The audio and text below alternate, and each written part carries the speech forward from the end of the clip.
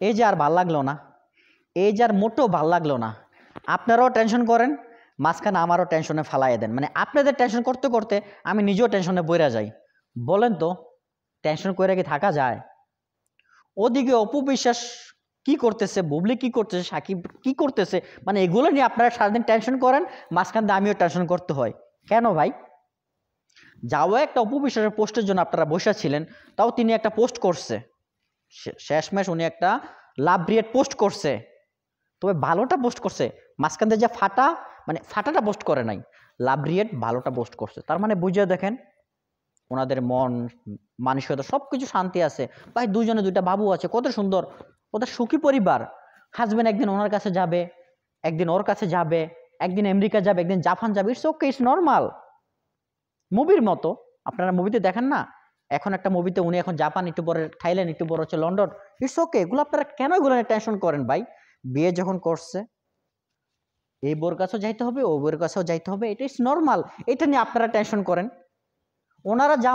ওনারা যদি জামাই ভাগাভাগি করে নিয়ে চলতে পারে, তাহলে আপনার কোনো সমস্যা আছে? আমার কোনো সমস্যা আছে?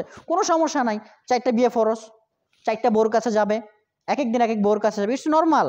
এত টেনশন করে লাভ আছে ভাই? বলেন, যদি এক বোর প্রতি এতই ভালোবাসা থাকতো তাহলে আরেক বিয়ে করতো না, আর আমরা সাধারণ পাবলিক এত টেনশন করতাম না, তাই না? 420 420 কি মার্কায় ভোট দিস? মুভি মার্কায় ভোট দিস। আচ্ছা, কথা হচ্ছে এইটা। তো যে যার মতো ভাই সুখে থাকুক, দোয়া করেন, কেউ নিয়ে কেউ টেনশন করবেন না।